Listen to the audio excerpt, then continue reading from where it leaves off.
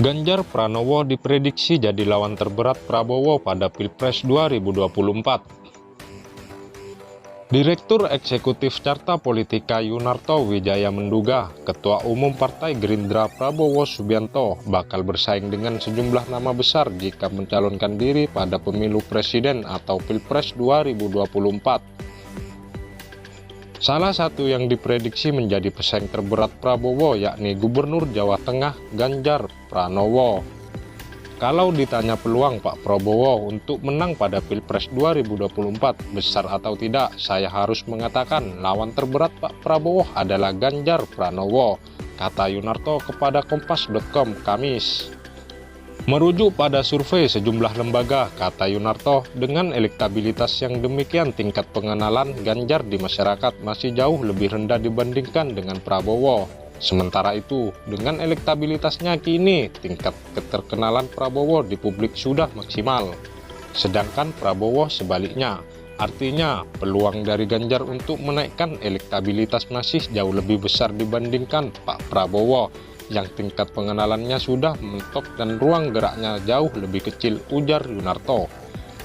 Selain Ganjar, lanjut Yunarto, yang bakal menjadi pesaing Prabowo di Pilpres ialah Gubernur DKI Jakarta, Anies Baswedan.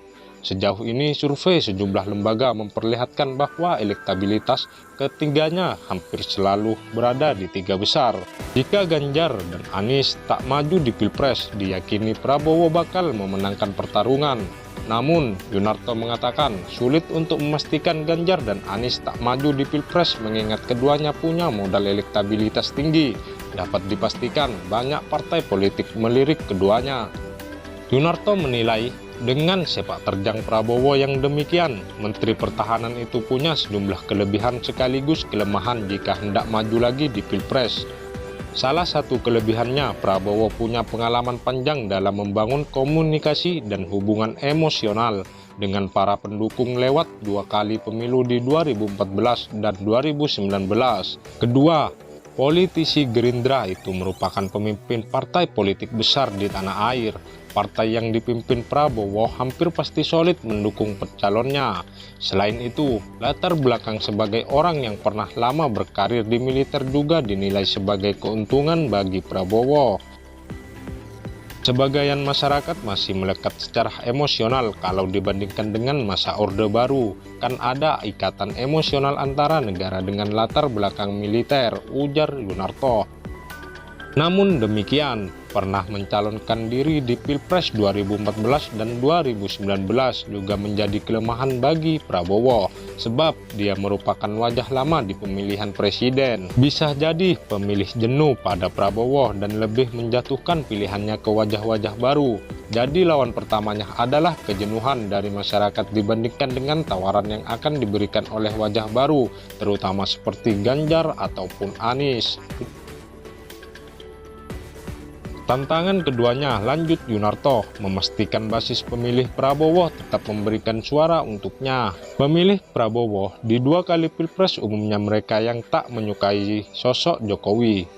Namun sejak masuk ke pemerintahan Jokowi, Prabowo berada di area abu-abu. Oleh sebagian pemilihnya, dia dinilai sebagai pengkhianat. Jadi Pak Prabowo ini sekarang berada di antara 2 sosok lain, Ganjar dan Anies. Yang satu jelas dikategorikan sebagai penerus Jokowi, yang satu dikategorikan sebagai simbol anti-Jokowi, ujar Yunarto. Pak Prabowo ada di tengah-tengahnya ini, gray area, yang juga harus dikuatkan oleh Pak Prabowo. Kembali basis masanya seperti apa, tuturnya. Sebagaimana diketahui, Pak Prabowo berencana mencalonkan diri kembali di Pilpres 2024. Rencananya deklarasi pencalonan Prabowo itu akan disampaikan dalam rapat pimpinan nasional atau Rapimnas Gerindra pada 12-13 Agustus 2022.